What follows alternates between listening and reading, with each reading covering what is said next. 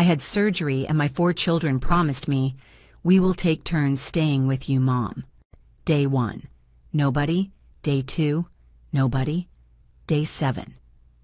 The nurse asked me if I had any family. On day 15, they discharged me and I ordered an Uber. When I arrived home, I woke up with a dry throat and a pain that sliced through my abdomen as if I had been cut in two.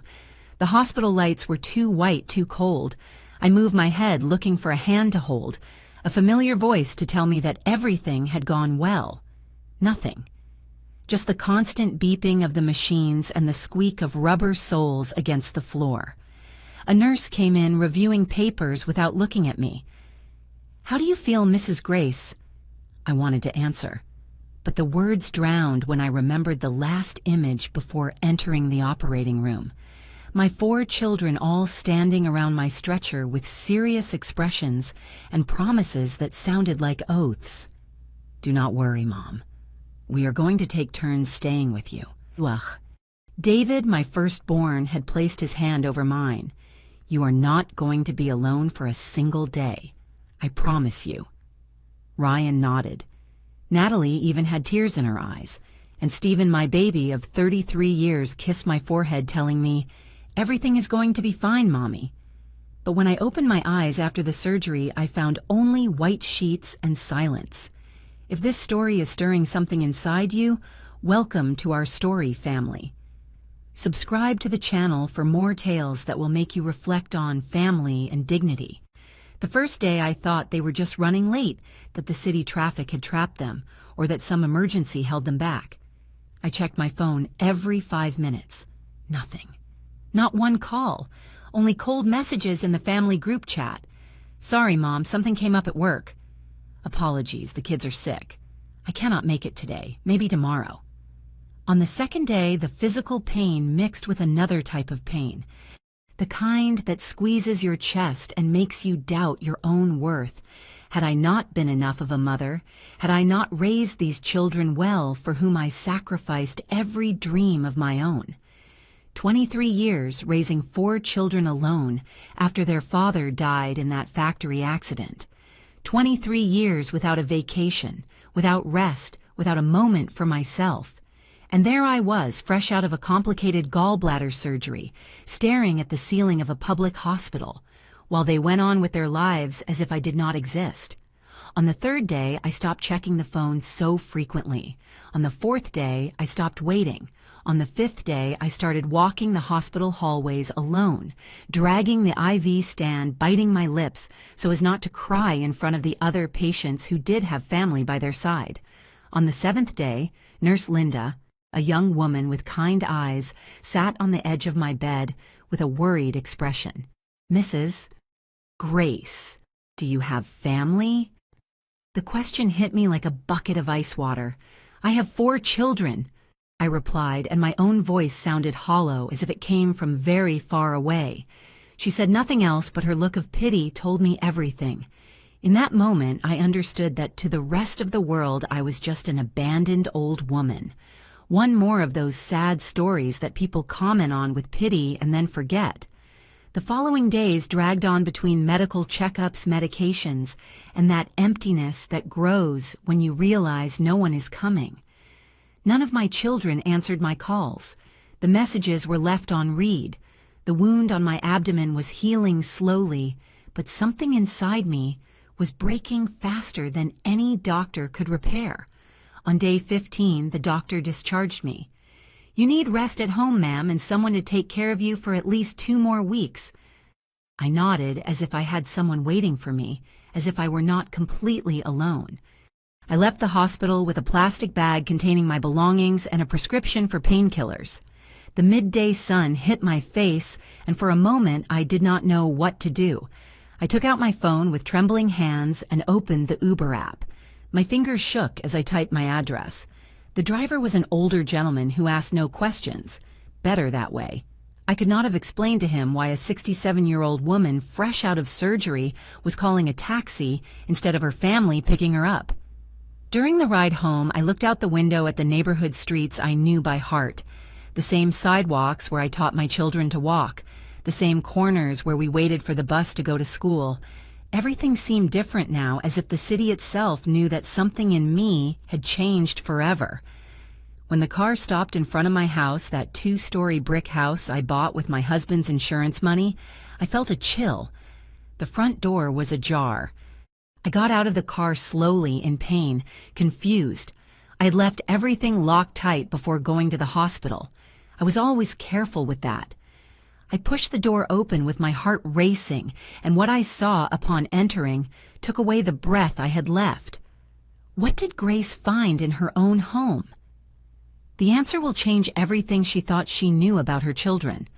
The living room was a mess, not like when you leave things out of place by mistake, but like when someone has searched for something in a hurry and without care. The sofa cushions were twisted. The drawers of the antique cabinet were open papers scattered on the floor. I walked slowly. Every step was a stab in my abdomen, every breath an effort. Hello? My voice sounded ridiculous in my own house. No one answered. I advanced toward the dining room, and that was where I noticed it, the empty space against the wall. The mahogany china cabinet was gone. That cabinet that had belonged to my grandma Sophie, that survived the Great Depression, that had crossed 3 generations of my family. My legs almost gave out. I had to hold on to the door frame to keep from falling. It could not be real. Someone had broken in to rob me while I was agonizing in a hospital. I went up the stairs, clinging to the banister, ignoring the pain screaming at me to stop. I needed to check my bedroom. I needed to know if they had also taken the only thing that really mattered. I pushed the door to my room, and the world stopped. My jewelry box was open on the bed. The few pieces of jewelry I had were there. The costume earrings, a fake pearl necklace, a bracelet of no value. But something was missing. I put my trembling hands in, rummaging through every compartment, even though I already knew the truth. My late husband's gold ring had disappeared. It was not an expensive ring to other people, but to me, it was worth more than the entire house combined. It was the ring that belonged to Robert's grandfather, passed from father to son for 80 years, that my husband put on my finger the day we celebrated 15 years of marriage, telling me, "This is the only thing of value I have, and I want it to be yours." I had promised him on his deathbed, "I will take care of it like I took care of you, my love." And now it was gone. I sat on the bed, without strength, my vision blurred. That was when I saw it. A folded paper on my dresser, taped to the mirror with Scotch tape. I took it with hands that no longer responded to me and unfolded it.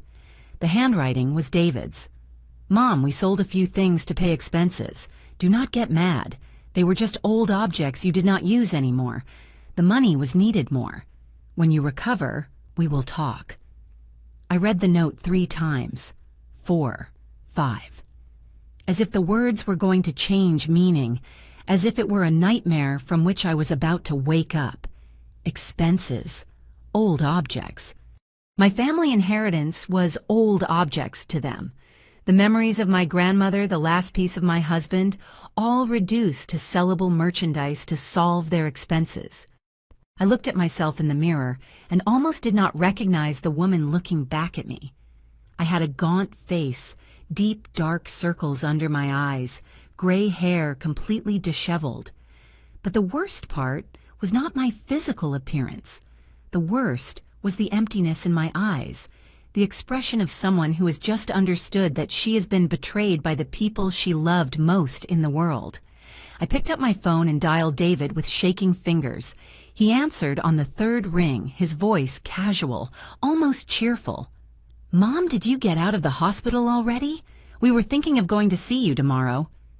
"Where is your father's ring?" I did not scream. My voice came out cold, controlled, dangerous. There was a brief silence, then a sigh. "Mom, we needed money. Celeste and I have debts. The ring gave us $2,000. That is more useful than having it stored away gathering dust." $2,000. They sold 80 years of family history for $2,000. And Grandma Sophie's china cabinet. Ryan sold that one. I think he got about $1,200. "Look, Mom, I know you are sensitive because of the operation, but it is not a big deal. They are just things. We are your family. We matter more than an old ring or a piece of furniture." I hung up. I could not keep listening. I let myself fall onto the bed, hugging my aching abdomen, and for the first time in 15 days, I cried.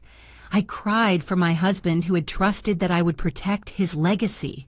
I cried for my grandmother who had protected that cabinet during hard times. I cried for the foolish mother I had been, who raised 4 children without teaching them the value of things that cannot be bought with money.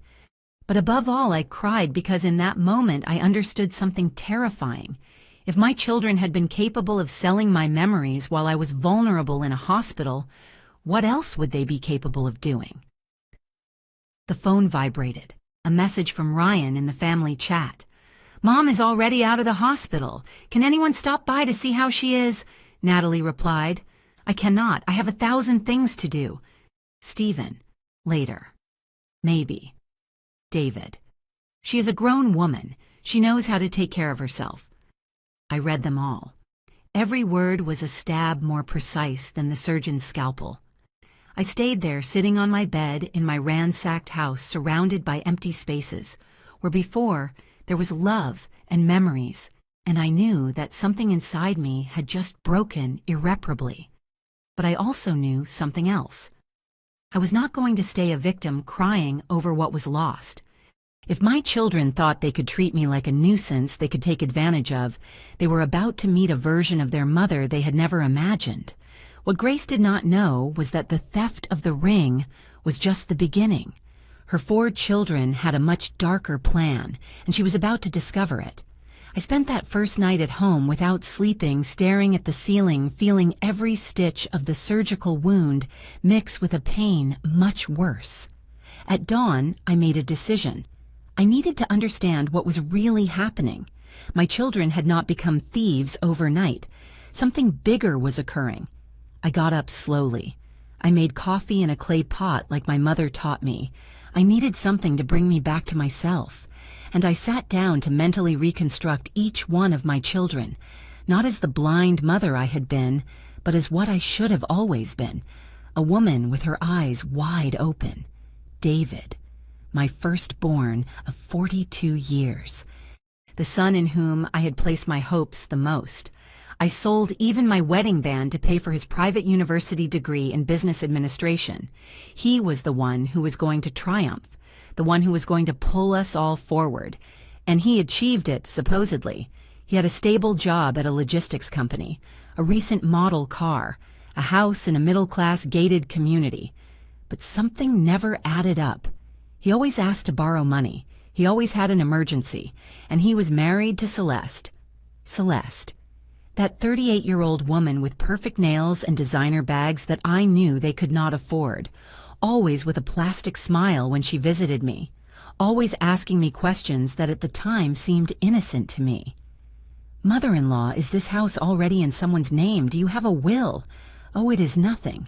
Just to be safe." The signs had been there the whole time. I simply did not want to see them. Ryan was my second son, 39 years old. A certified public accountant. The obedient one. The quiet one. The one who never caused problems, or so I believed. In reality, he was the invisible one. The one who let his wife Janine make all the decisions. Janine, a woman with a shrill voice and big ambitions, who worked at a bank and lived obsessed with getting ahead. I had visited them 2 months ago and overheard an argument by accident. "We need that down payment for the apartment, Ryan. Your mom has that huge house all to herself. Can't you talk to her?" My son's voice was barely a murmur. "It is not that easy." "Then you are good for nothing," she had replied to him. Remembering that now turned my stomach. My son was a coward controlled by a woman who despised him. Then there was Natalie, my only daughter, 36 years old, the one who always felt that I preferred her brothers. No matter how much I tried to prove otherwise, she carried that resentment like a stone around her neck. She had started a bakery business that never took off. The last time we spoke 3 weeks ago, she asked to borrow $2,000 to invest in new equipment. I told her I did not have that amount. She hung up on me, telling me, "You were always stingy with me, but for David, you give everything." And finally, Stephen, my baby of 33 years, the one who never matured because I never forced him to, the one who kept living off temporary jobs, the one who changed girlfriends every 6 months, the one who had studied 3 majors without finishing any. A month ago, he came to ask me to borrow $1,000 for a medical emergency. I gave him $700 from my savings, the only thing I had for my own emergencies. 2 days later, I saw him on Facebook at a casino. It was not a medical emergency. It was a gambling debt. Everyone lied. Everyone needed money. Everyone was desperate. And I had something everyone wanted. A house in an area that had appreciated incredibly in value in recent years. A real estate agent had contacted me 6 months ago offering me $400,000 for the property. I did not even consider selling it. This was my house, the only place that was mine. But my children knew the value. Of course they knew. I finished my coffee feeling how the pieces of the puzzle fit together with painful clarity. The casual visits of the last few months, the questions about important documents, David asking where I kept the deeds, Ryan offering to help me organize my papers, Natalie saying that at my age I should already plan things in case something happened to me, Stephen asking if I had a will made. They were not visits from worried children. They were reconnaissance missions. They were planning something, the 4 of them. And I had been too naive or too afraid of loneliness to see it. I picked up my phone and checked the family chat. There was a new message from Celeste addressed to everyone. "Family, I think we should all get together to talk about Mom Grace. I am worried that she lives alone after the operation. How about this Sunday at my house?" The other 3 responded quickly. Too quickly. Ryan, perfect. Natalie, "I will be there." Stephen, "Yes, we need to talk." They had not even asked me. They were organizing a meeting about my life, about my future, and I was barely an agenda item. I felt something new growing inside me. It was not sadness. It was not pain. It was something more dangerous, something colder. It was absolute clarity mixed with a silent rage that had been dormant for years. I stood up, ignoring the pain of the wound. I walked to my room, and from the back of my closet, I took out an old shoebox. Inside was the wrinkled business card of Mr. Henderson, the lawyer who helped me with Robert's will 20 years ago. A serious man, one of those who no longer exist, who never overcharged me, and who always treated me with respect. It was time to make a call. Because if my 4 children wanted to play dirty, they were going to discover that their mother was not the helpless old woman they thought. I still had claws, and I was ready to use them. But Grace did not know the worst yet. Her children did not just want her house.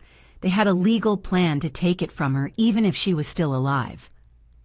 Sunday arrived like a sentencing hearing, inevitable and heavy. I dressed in my ivory linen blouse and my gray trousers, the most dignified ones I had. I combed my hair with care. I put on the silver earrings that Robert gave me on our 10th anniversary. If they were going to try to make me feel like a burden, at least I would not look like one. Ryan came to pick me up. During the entire ride to David's house, he was quiet, nervous, drumming his fingers against the steering wheel. "Are you okay, son?" I asked him. "Yes, Mom," he replied without looking at me. Just listen to what we have to tell you with an open mind." Is that so? That phrase froze my blood.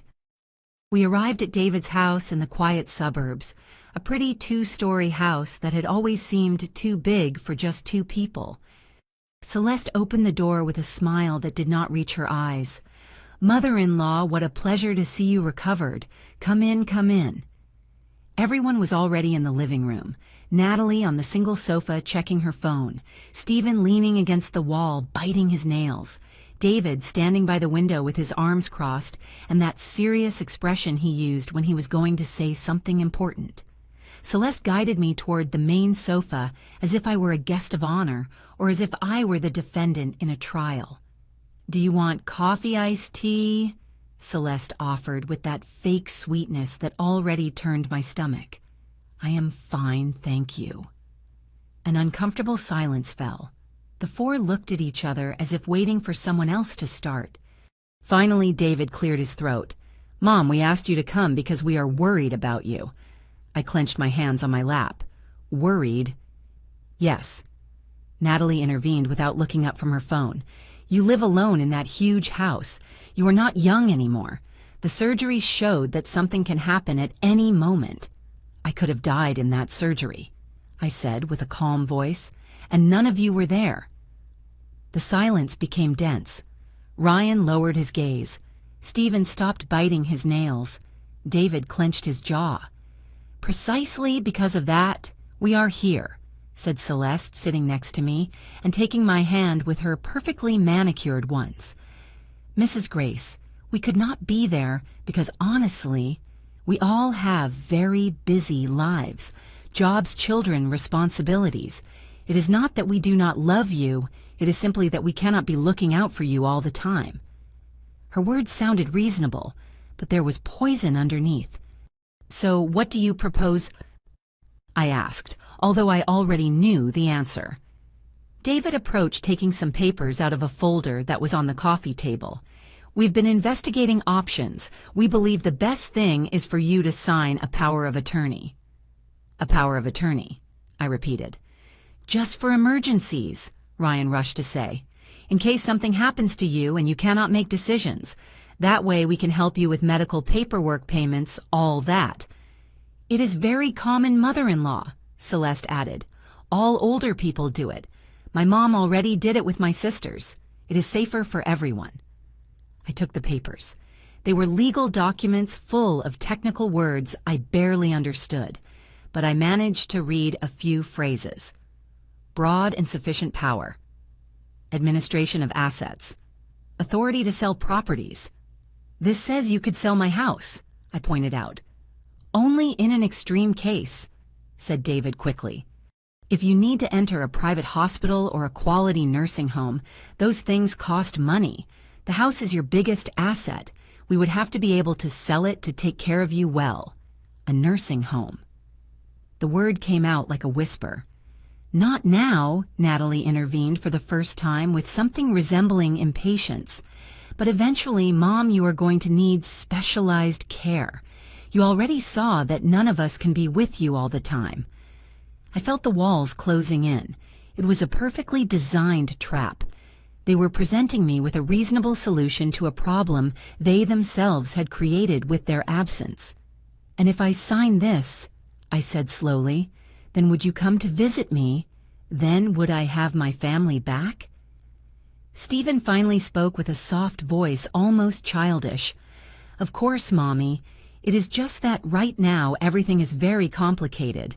But if you are legally protected, we will all feel calmer."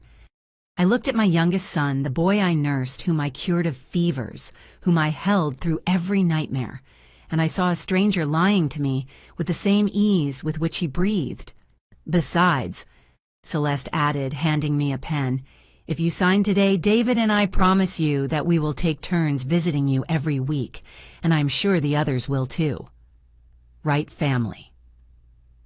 Everyone nodded like vultures waiting for the prey to finally surrender. I took the pen. I saw how everyone's eyes shone with anticipation. David even smiled. I brought the pen close to the paper, and then I remembered something. A rainy afternoon many years ago. Robert was sick.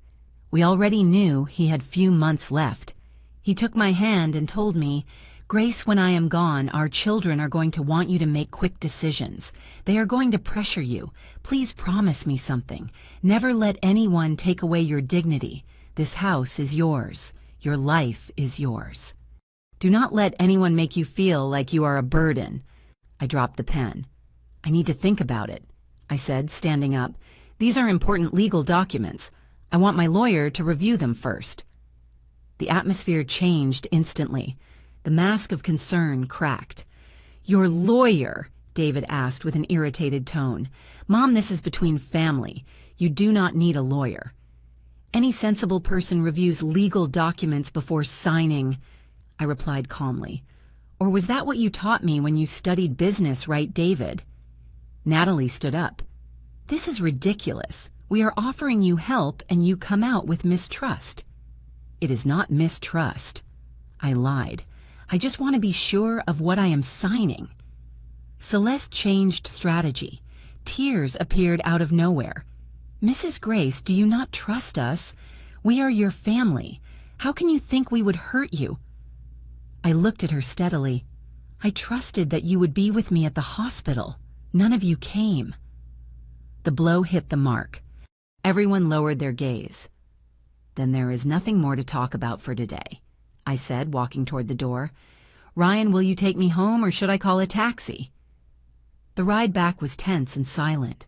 When we arrived, Ryan finally spoke. Mom, honestly, we just want to help. I looked him in the eyes. Ryan, if you really wanted to help, you would have been at the hospital with me. You would not sell your great-grandmother's cabinet for $1,200. His face went pale. He said nothing else. I entered my house, locked the door, and let myself fall onto the sofa. I had won this battle, but the war was just beginning. And now my children knew it would not be so easy to manipulate me. What I did not know was that this would make them more dangerous. Grace had just rejected their trap. Now her children would have to resort to an even darker plan, one she would discover in the most painful way possible. On Monday morning, I called Mr. Henderson. His secretary told me he could see me that same afternoon. It is urgent, I told her, and it was. I felt time slipping through my fingers like sand. I spent the morning checking every corner of my house looking for more things that might have disappeared. I found empty spaces I had not noticed before.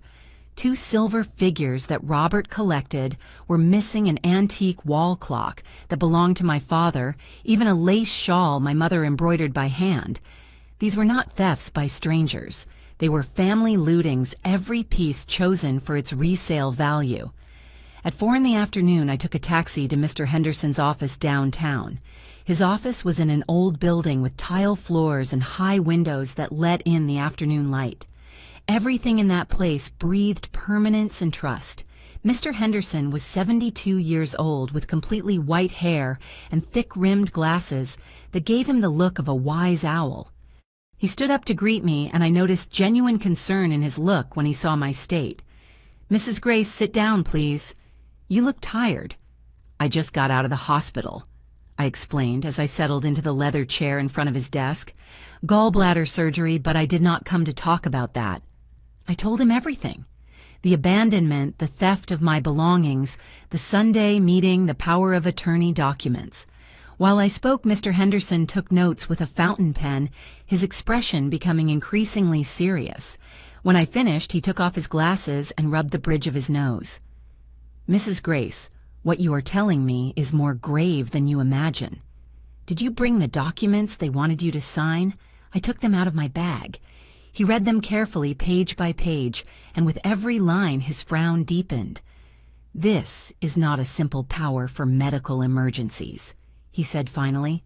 This is an extremely broad power of attorney. If you had signed, your children would have total control over all your assets.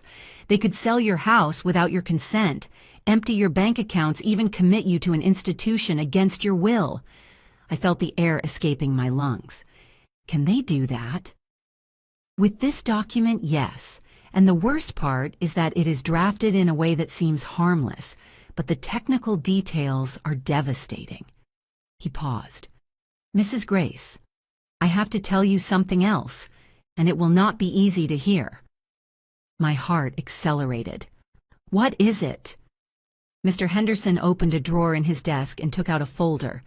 2 months ago, your son David came to this office. He did not recognize me because the person who attended to him was my partner, Ms. Morales.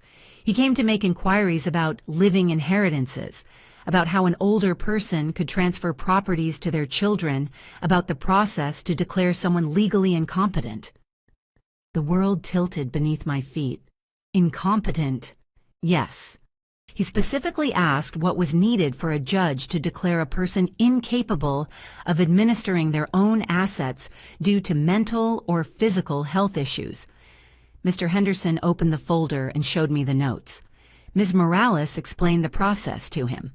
Medical evaluation statements from family members, proof that the person cannot make decisions for themselves, are needed. "But I am perfectly fine in the head," I said, though my voice trembled. "That does not matter if they get doctors who say otherwise. And believe me, with money and the right connections, it is not difficult." He leaned forward. "Mrs. Grace, your children do not just want your house.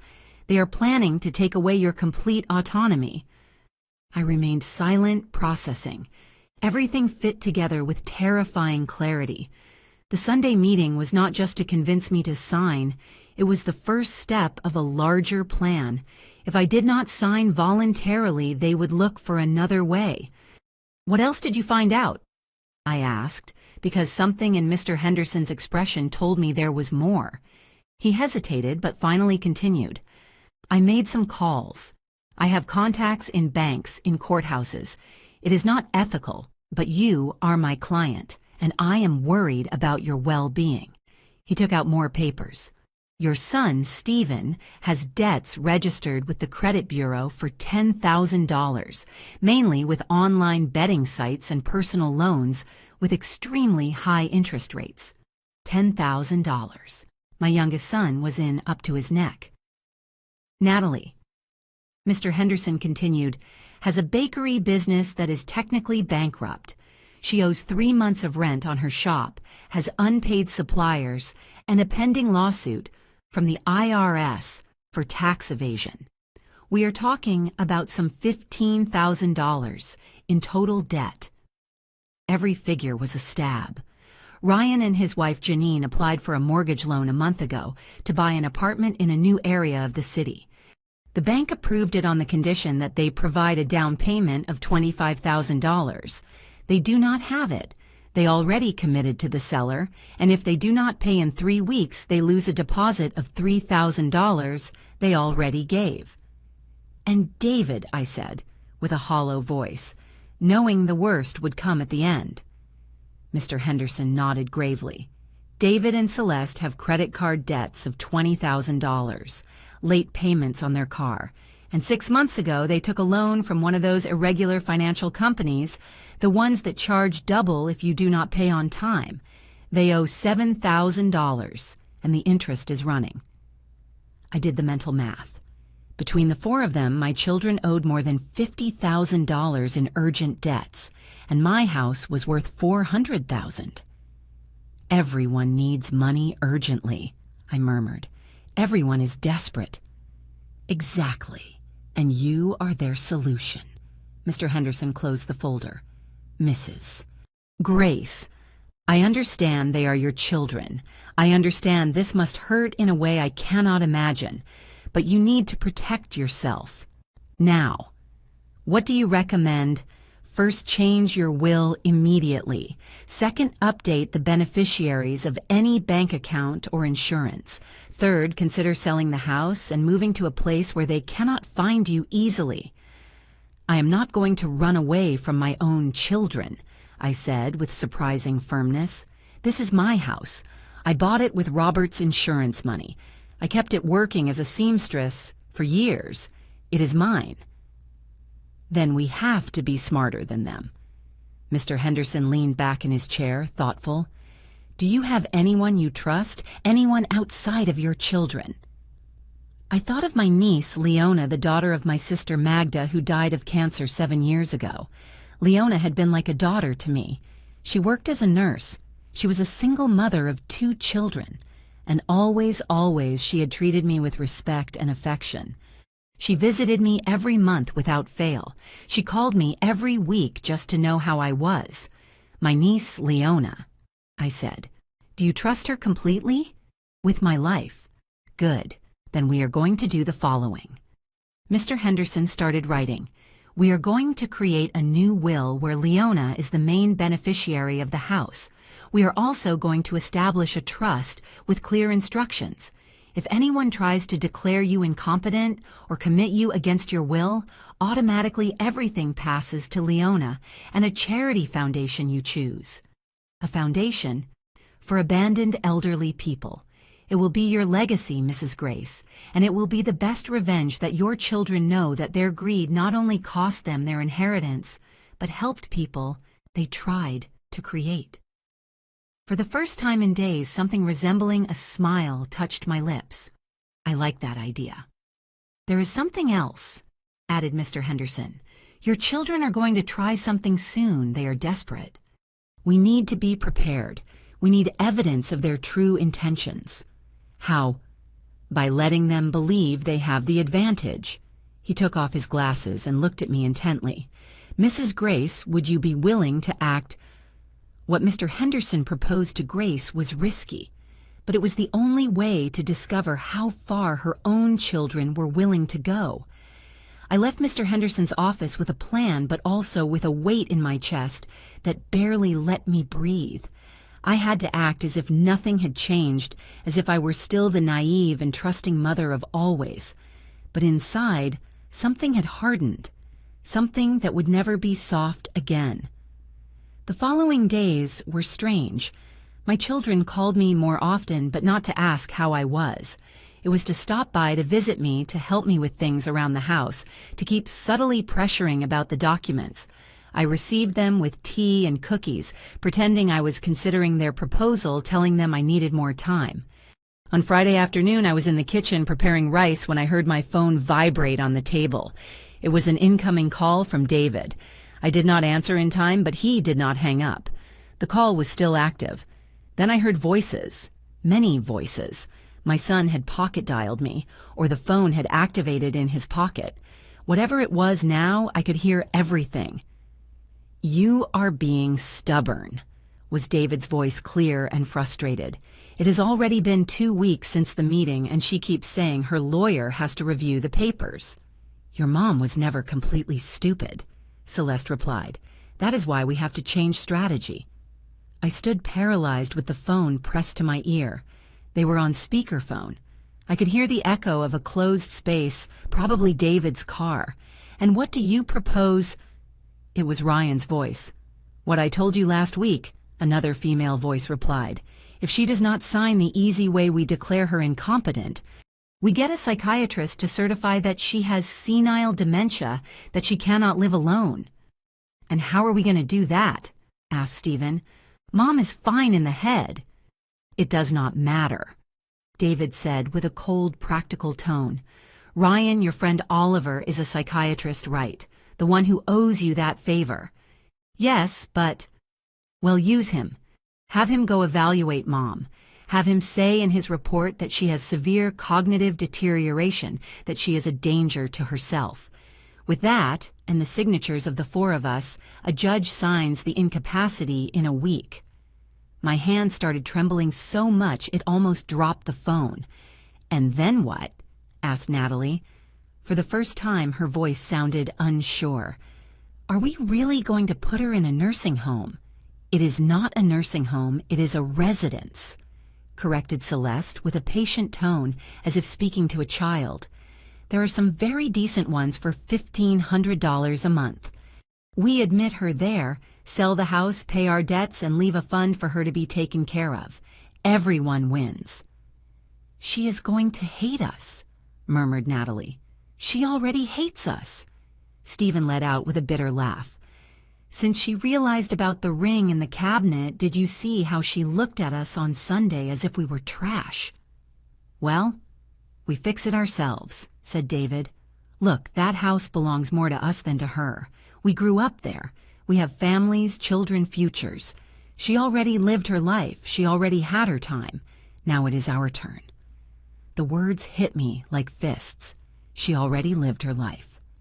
As if I were a finished transaction, a completed cycle that was no longer useful for anything. Besides, Celeste continued, let's be honest, she lives in that huge house completely alone. It is a waste. We will put that money to better use. David and I can get out of debt and finally invest in the business we want. Ryan and Janine buy their apartment. Natalie saves her bakery. And Stephen, I can pay what I owe and start from zero, finished my youngest son with a pleading voice as if asking for approval. Exactly, said David. It is a solution where everyone wins. Mom will be taken care of in a professional place and we can finally live in peace. And if she resists, asked Ryan, she is stubborn when she sets her mind to it. There was a long pause. Then David's voice sounded lower, more sinister. If she resists too much, there are medications that can keep her quiet calm. The psychiatrist can prescribe something for her anxiety to keep her more manageable. Are you talking about drugging her? Natalie's voice rose in pitch. I am talking about medicating her appropriately for her condition, replied David with a professional tone, as if it were the most normal thing in the world. It is what is done in these cases. Silence. A silence where none of my other 3 children objected. None said that was wrong. None defended their mother. When do we do it? Asked Janine. Next week, replied Celeste. Oliver goes on Wednesday to evaluate her. By Friday, we have the diagnosis. The following Monday, we start the legal process. In 2 weeks, maximum 3, the house is for sale. And is Mom committed? Added Stephen with a flat, empty voice. Where will she be better taken care of than with us? Insisted David. Believe me, it is the best for everyone, including her, even if she does not understand it now. The call cut off. I stayed standing in my kitchen with the phone in my hand, the rice burning on the stove, and the world crumbling around me. My legs gave out. I let myself fall into a chair, and for the first time in my life, I felt something worse than pain. I felt absolute emptiness. These were the children I had raised alone after being widowed at 44, the babies I nursed, whom I cared for in every illness, whom I defended from every injustice. David, for whom I sold my wedding band to pay for his university. Ryan, for whom I worked double shifts sewing uniforms to pay for private school. Ashley, whom I consoled through every heartbreak, through every failure. Stephen, my baby, whom I continued to protect even when everyone told me I was spoiling him. I had given them everything, absolutely everything. My years, my health, my dreams, every single dollar I earned was for them. Every sacrifice bore their names. And this was how they repaid me. They did not just want my house. They wanted to lock me up, drug me, and turn me into a manageable nuisance while they divided the spoils of my life. I stood up slowly and turned off the stove. The rice was black ruined, just like everything else. I went to my bedroom and sat in front of the vanity mirror. The woman looking back at me was 67 years old. She had scars from a recent surgery, wrinkles of worry and pain, but she also had something new in her eyes, something hard, something dangerous. I grabbed my phone and found the recording of the call. There it was, 17 minutes of perfectly clear audio, the voices of my 4 children planning my destruction. I felt something strange growing in my chest. It was not sadness. I had already exhausted all my tears. This was different. It was absolute clarity mixed with steel determination. I dialed Mr. Henderson. He answered on the second ring. "Mrs. Grace, are you okay?" "No," I replied with a surprisingly calm voice. "But I am going to be. I need you to come to my house tomorrow morning. I have a recording that you need to hear, and I need us to prepare everything we discussed. We cannot wait any longer." What happened? My children just showed me who they really are, and I am going to show them who I am. That night, I did not sleep. I sat in the living room in the dark with the recording on my phone and a mental clarity I had not possessed in years. My children had made a mistake. They thought I was weak. They thought my motherly love would make me blind and obedient, but they forgot something important. Before being their mother, I was Grace Miller, the woman who survived poverty, the one who raised 4 children alone, the one who turned pain into strength over and over again. If they wanted a war, they would have a war, but it would be on my terms, and this time I would win. Grace was no longer the victim. Now she was the strategist, and her plan to recover her dignity was just beginning. Mr. Henderson arrived at my house at 8 in the morning on Saturday. He brought Mrs. Brooks with him, his partner, a woman in her 50s, with an intelligent gaze and direct manners that I liked immediately. I served them coffee and donuts that I had bought early at Joe's Bakery. I needed to maintain the appearance of normality. Then I placed the phone on the table and played the recording. I watched their expressions change as they listened. Mr. Henderson clenched his jaw. Miss Brooks took quick notes underlining specific phrases. When it ended, the silence in my kitchen was as thick as fog. "This is pure gold," said Miss Brooks finally. "This is direct evidence of conspiracy to commit fraud, attempted dispossession, and we could even argue attempted kidnapping. With this recording, any legal attempt by them is destroyed." "But I do not want to destroy them," I said, and both lawyers looked at me in surprise. "I want them to learn, I want to recover my dignity, and I want them to understand what they did, but I do not want to see them in jail." Mr. Henderson nodded slowly. "Then we need a subtler plan, one that is more emotionally devastating than legally." "Exactly," I said. "I want them to feel what I felt. I want them to lose what they thought they had won, and I want it to be because of their own actions, not mine." During the next 2 hours, we designed the plan. It was risky, it required me to act convincingly, but it was perfect. I would make my children reveal their true nature before witnesses, before authorities, before themselves. "Are you sure you can do this?" asked Ms. Brooks.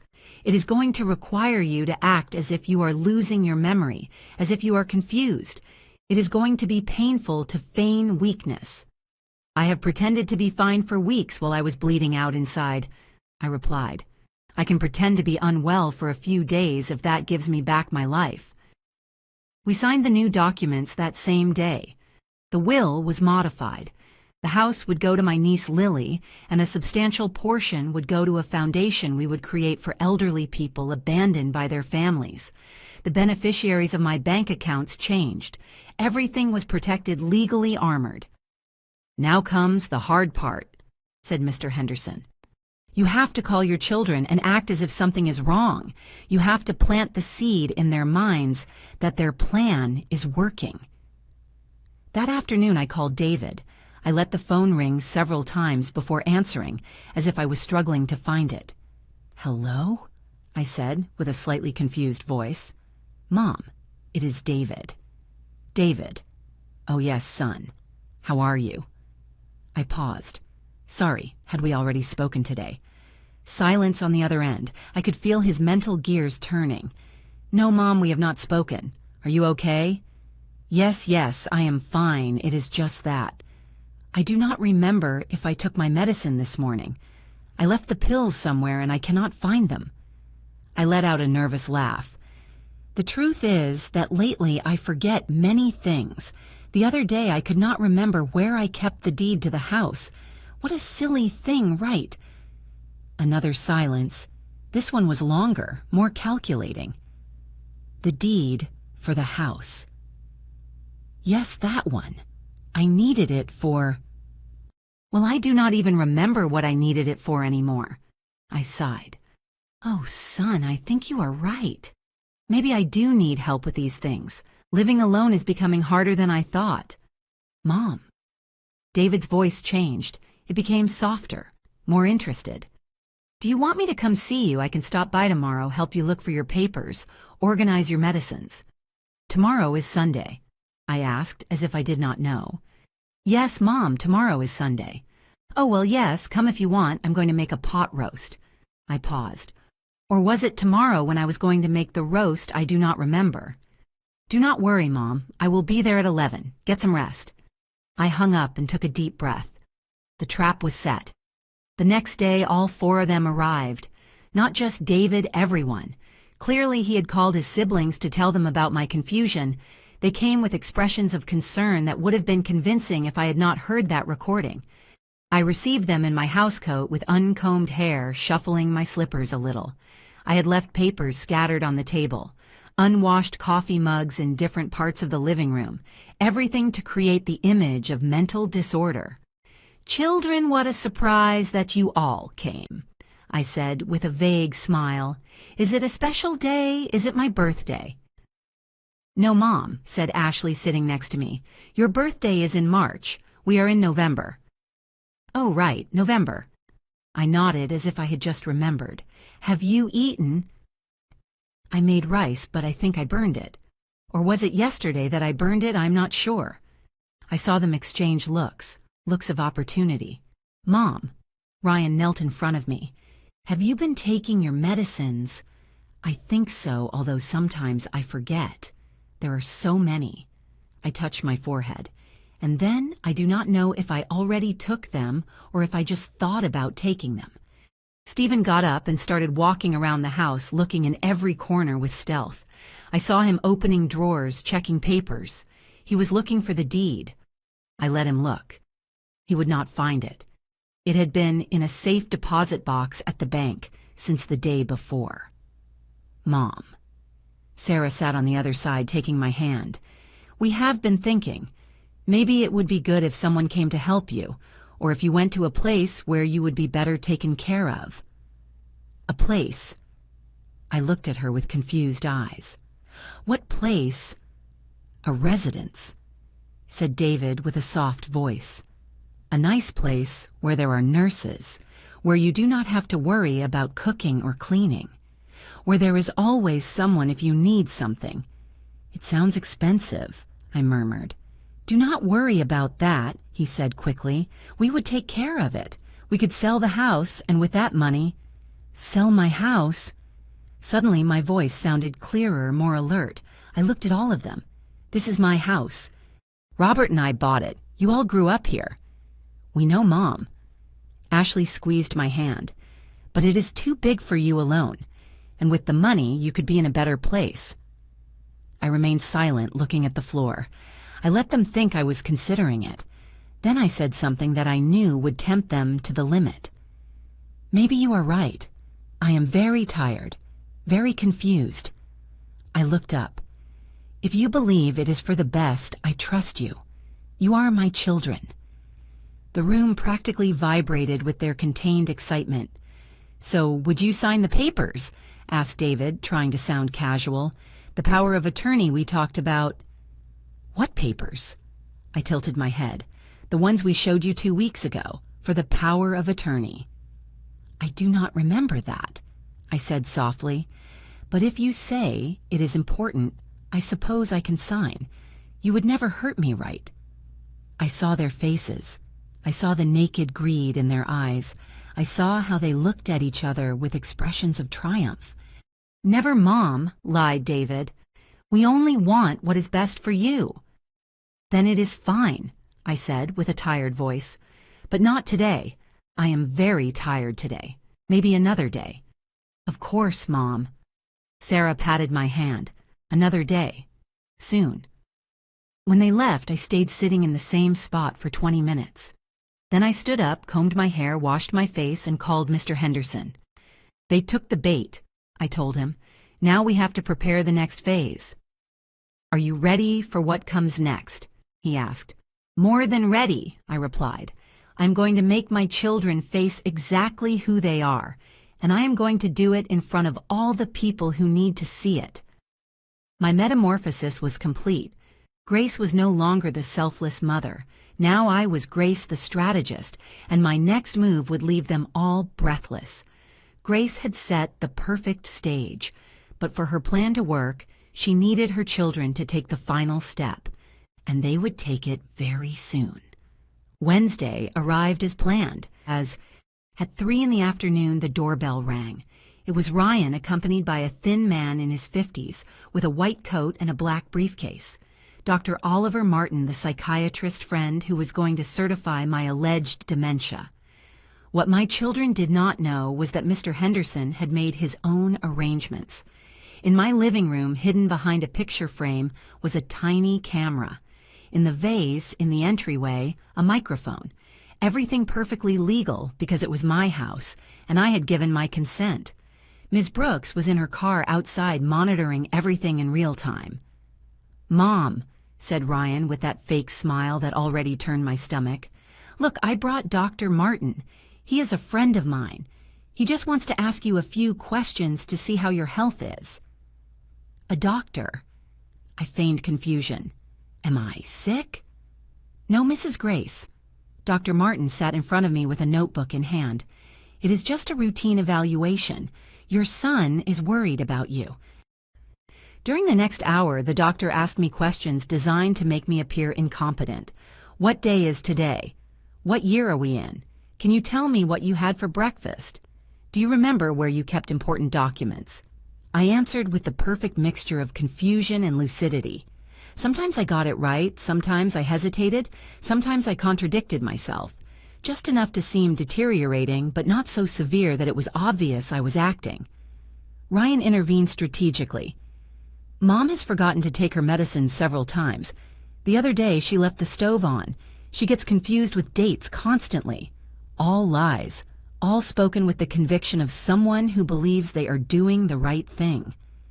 Dr. Martin took notes. He nodded gravely. When finished, he told Ryan in a low voice, but not so low that I could not hear. "It is clear that there is significant cognitive decline. I am going to recommend an evaluation to determine if she can continue living independently." "And the document?" Ryan asked anxiously. "The diagnosis? You will have it by Friday. With this and the signatures of all the siblings, the legal process will be fast." They left, leaving me resting. As soon as I closed the door, I took a deep breath and called Mr. Henderson. "We have it all recorded," he said with satisfaction in his voice. "This is conspiracy to commit fraud documented. Dr. Martin can lose his license for this." "Not yet," I told him. "Let them go all the way to the end. I want them to sink themselves." On Friday, as anticipated, David called me to organize an urgent family meeting for Sunday. "It is important, Mom. We're going to talk about your future." His voice was poisoned honey. "My future?" I asked with a small voice. "Yes, Mom, so that you are better taken care of. We love you." On Sunday, everyone arrived at 11 in the morning. But this time, they did not come alone. David brought a thick folder with documents. Sarah brought brochures for senior living residences. Everyone was dressed formally as if it were a special occasion. What they did not know was that I had also invited a few others. I received them in the living room sitting on my favorite sofa with the same house coat and confused expression from previous days. "Children, how nice that you all came. Is it Christmas?" "No, Mom," said Ashley, sitting down. "It is still November. Remember we talked about this." David opened his folder. "Mom, we brought the papers you need to sign. It is for your protection. Ryan explained to you that the doctor came to see you, right?" "A doctor?" I blinked. "I think so. I think someone came." "Yes, Mom." Ryan stepped closer. "And he says you need help, that you can no longer live alone. So we are going to help you. We found a beautiful place." Sarah put the brochures in front of me. "Look, it has gardens, nurses, 24 hours a day activities. You are going to be very well there." I took the brochures with trembling hands. They were from a cheap nursing home on the outskirts of the city. Nothing like the $5,000 a month they had mentioned in their conversation. This one cost $1,200. They were not even going to spend money to intern me decently. "Are you going to take me to live there?" I asked with a broken voice.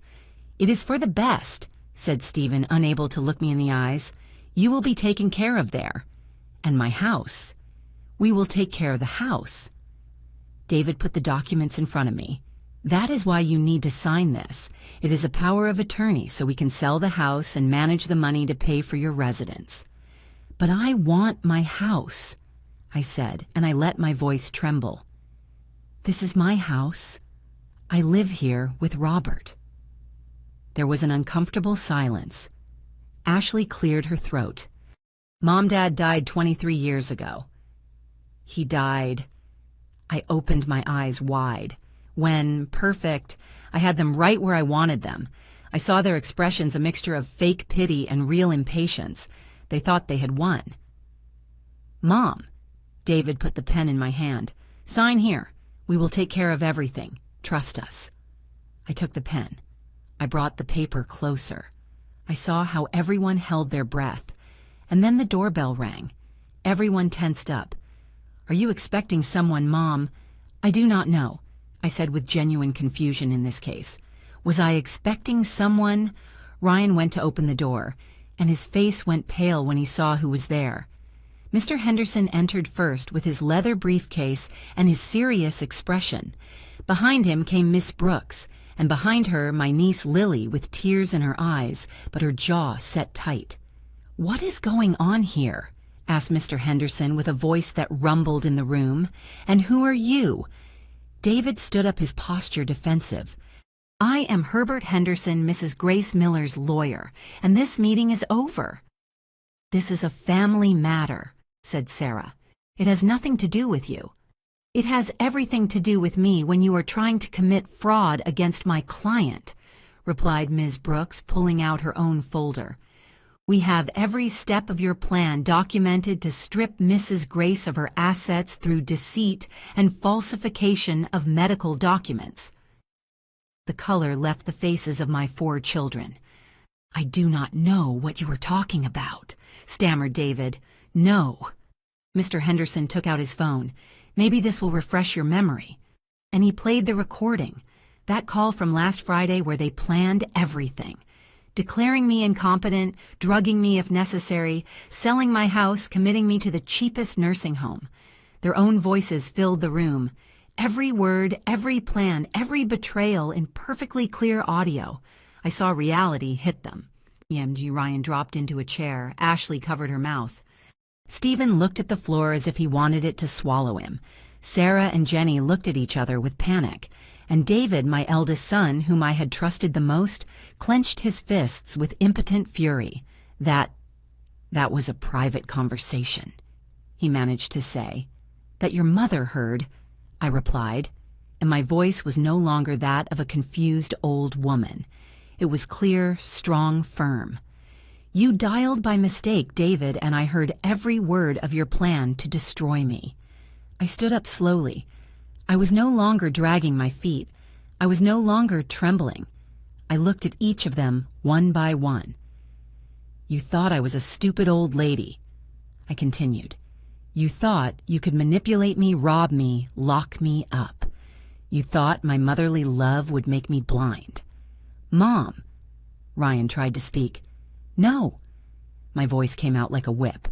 "I am no longer your mom.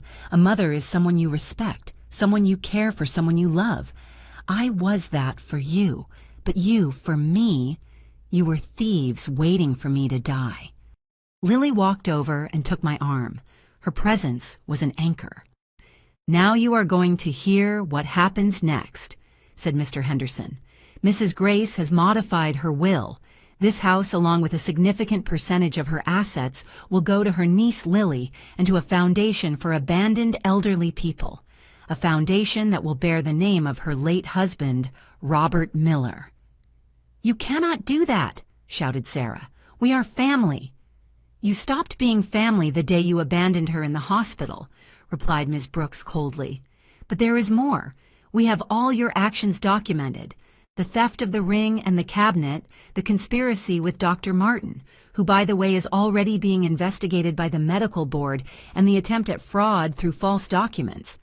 We could press criminal charges," continued Mr. Henderson, "but Mrs. Grace, in her infinite generosity, has decided not to."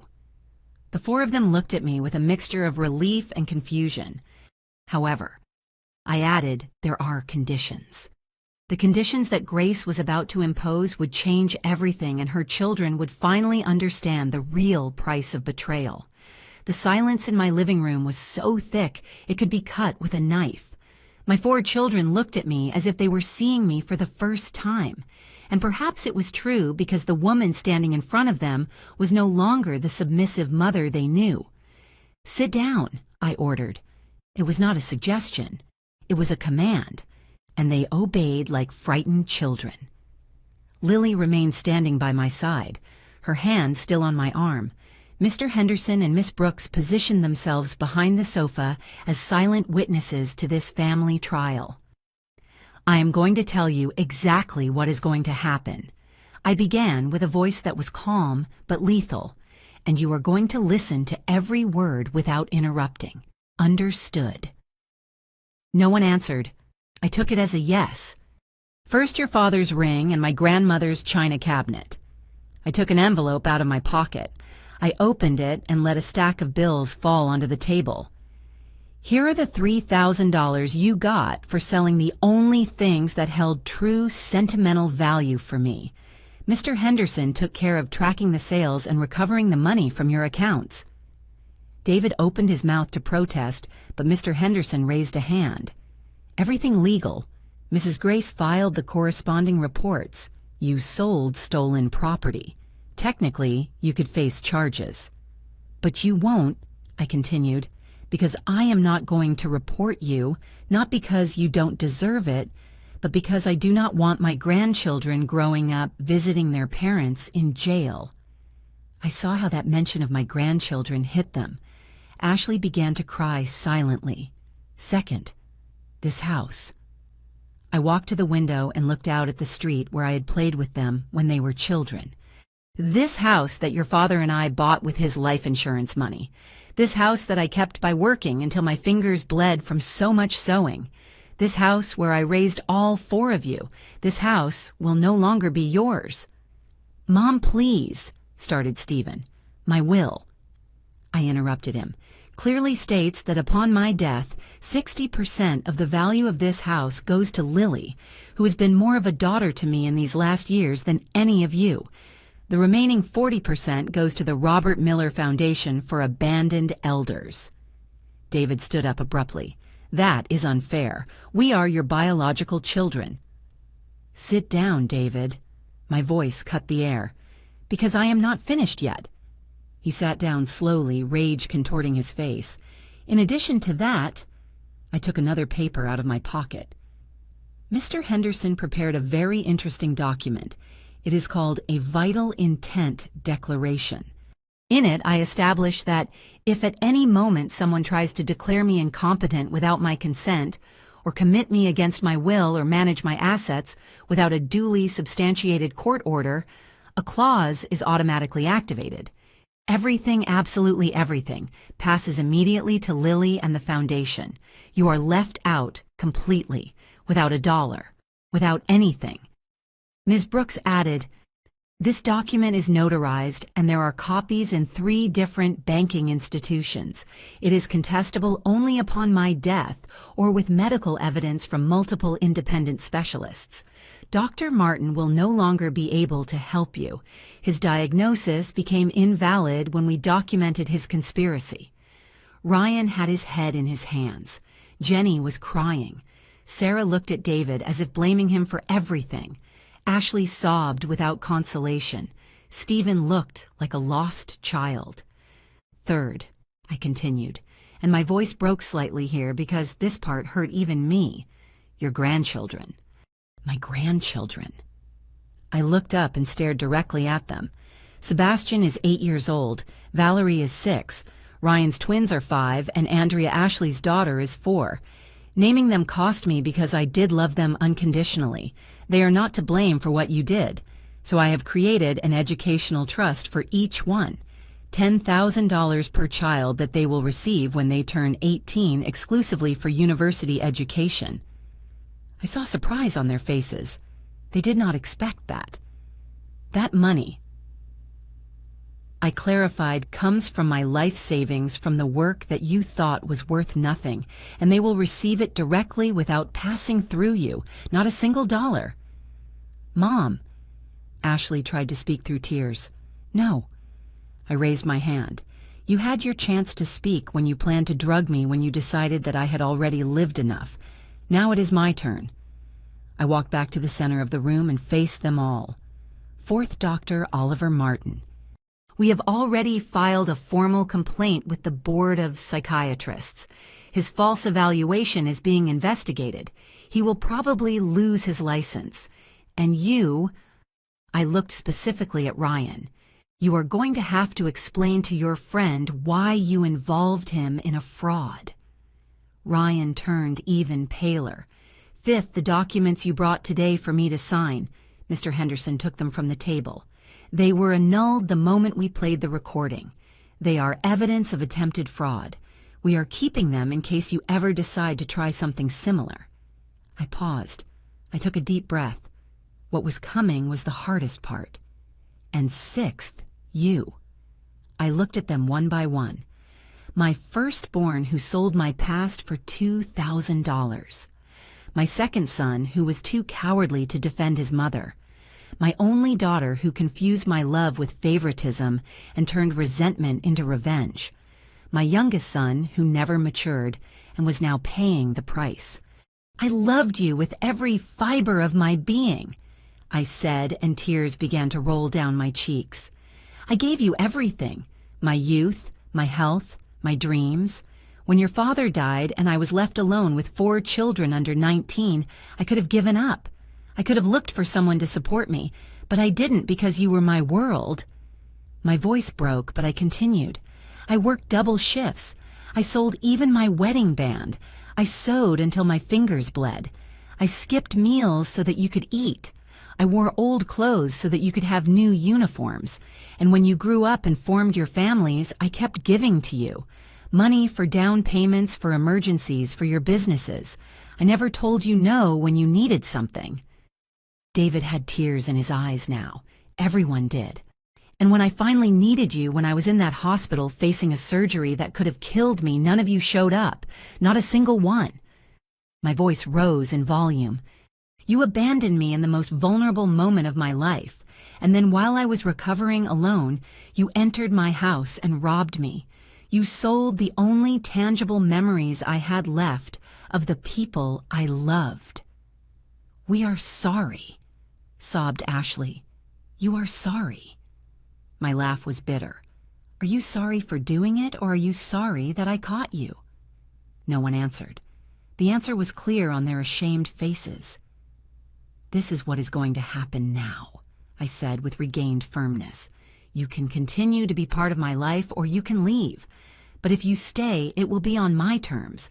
No fake visits looking for opportunities. No questions about money or inheritances. No manipulations." I took the last document out of my pocket. "Mr. Henderson prepared an agreement. If you want to have any relationship with me from now on, you sign it.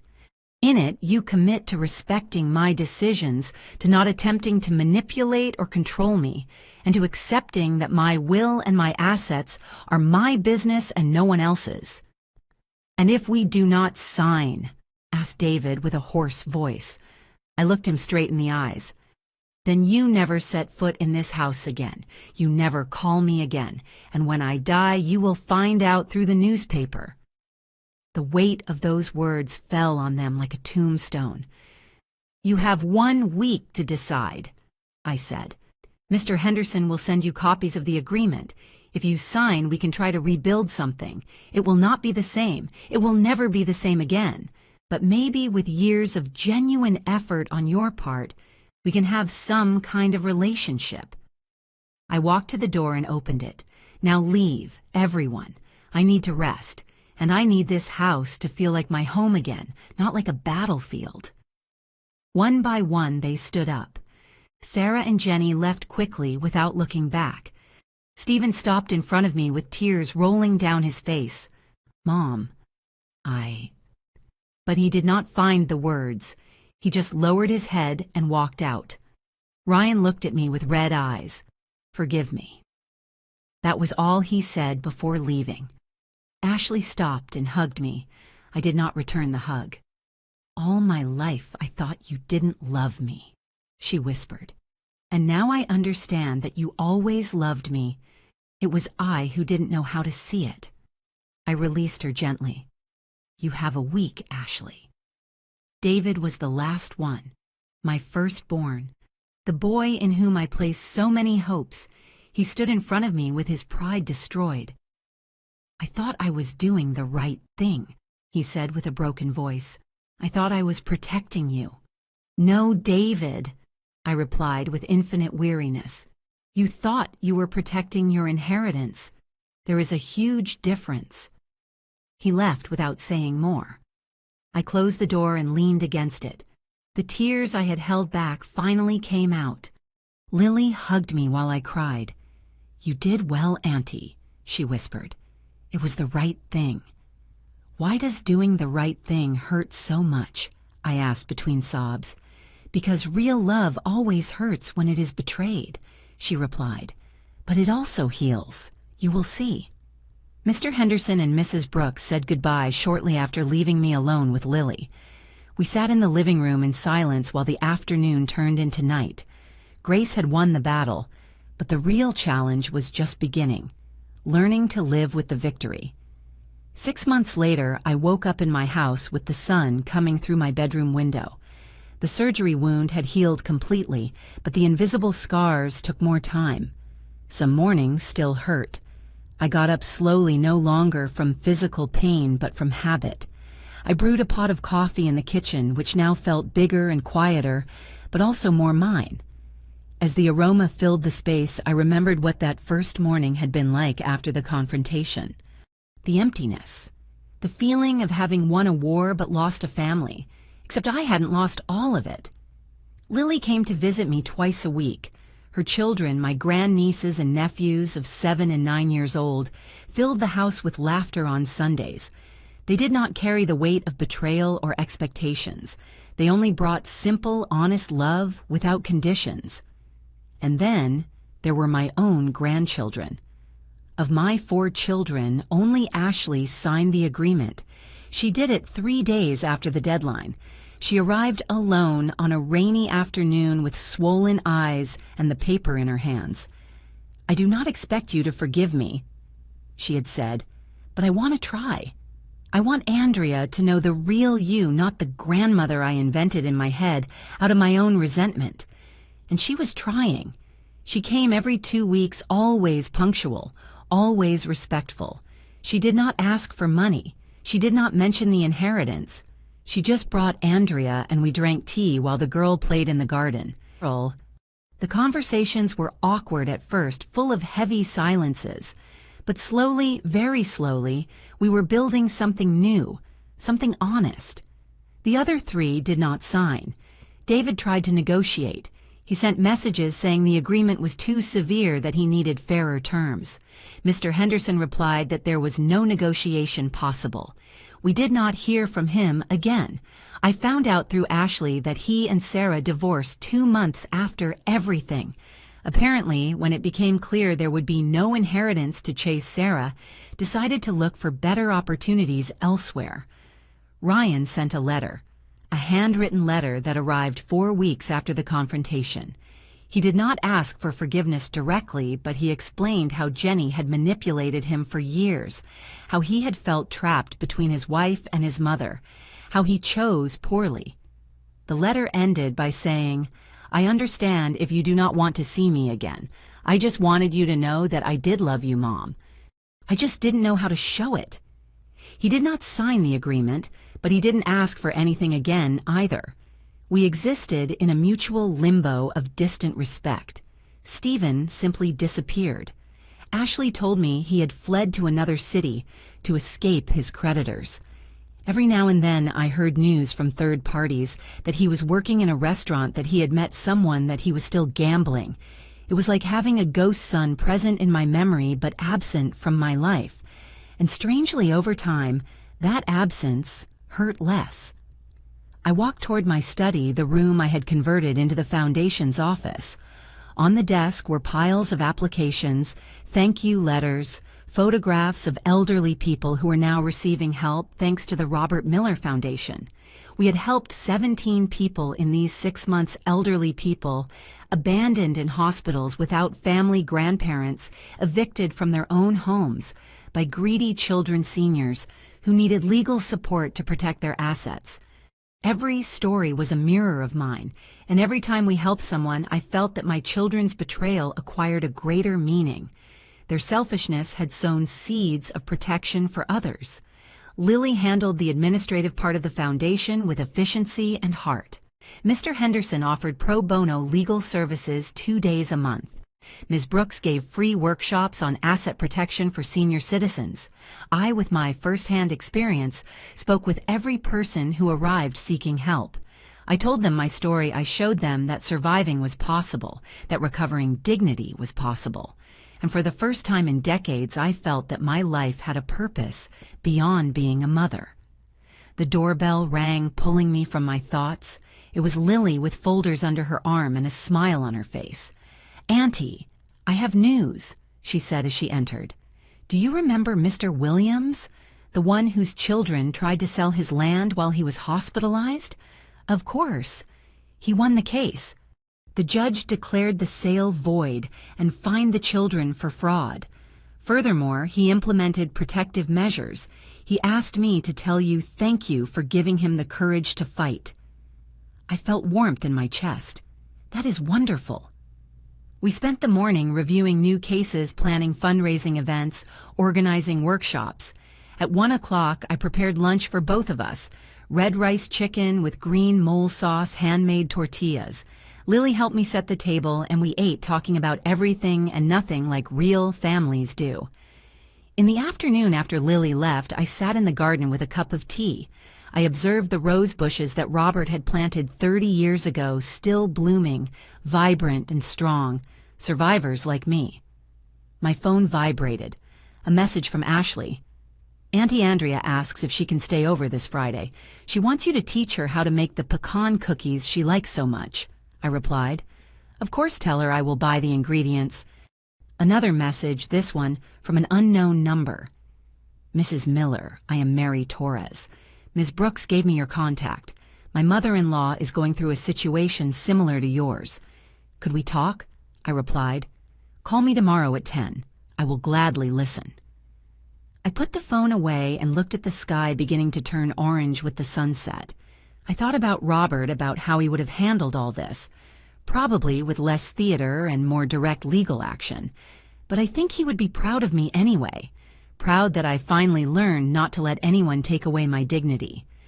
I thought about my children, about the love I felt for them when they were born, about the sacrifices I made without hesitation, about the hopes I placed in them. All of that had been real. It was not a mistake to love deeply.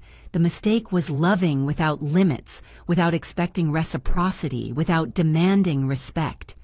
Now I understood that a mother's love should not be unconditional to the point of self-destruction, that setting boundaries was not stopping loving, it was loving oneself enough not to allow abuse.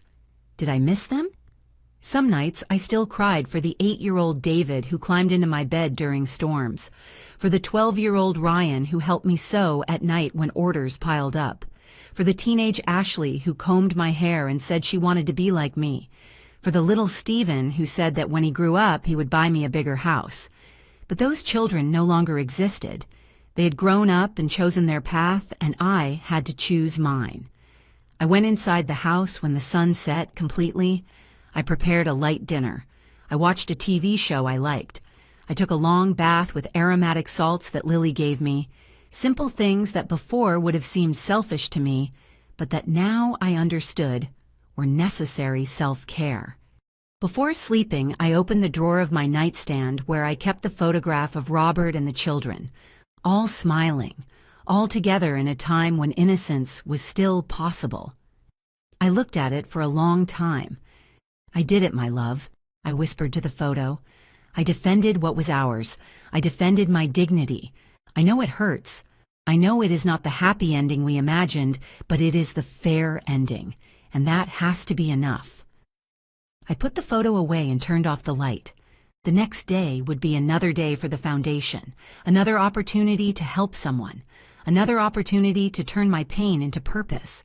Because that was the lesson I had learned with blood and tears. You cannot control how they betray you, but you can control how you get up afterward. You cannot force people to value you, but you can choose to value yourself. You cannot change the past, but you can decide what legacy you leave. And my legacy would no longer be being the mother who gave everything until she was empty. It would be being the woman who, when she hit rock bottom, found the strength to build wings. I closed my eyes with one last truth resonating in my mind. My children taught me that family is not blood, it is loyalty. I lost 4 children, but I gained my dignity, and that no one can take away from me. This is my story. The story of Grace Miller, a 67-year-old woman who survived abandonment, betrayal, and attempted dispossession by her own children, a woman who had to choose between blind love and self-love. If you are reading this and going through something similar, I want you to know something. Your value does not depend on those who abandoned you.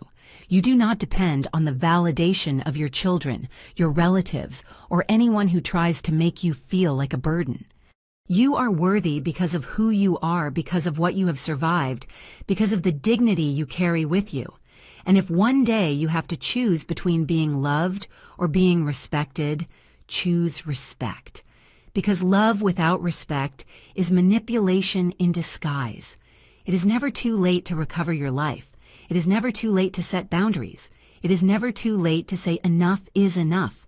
Because true wealth is not in what you possess, but in what you do not allow them to take from you. And have you lived a similar story? Do you know someone who is going through this? Leave me a comment telling me what part of the world you are joining us from today. Hit that like button if this story made you reflect, and subscribe to keep listening to real-life stories that teach us about dignity, justice, and self-love. Because together we are stronger, and no one deserves to be treated as invisible in their own life.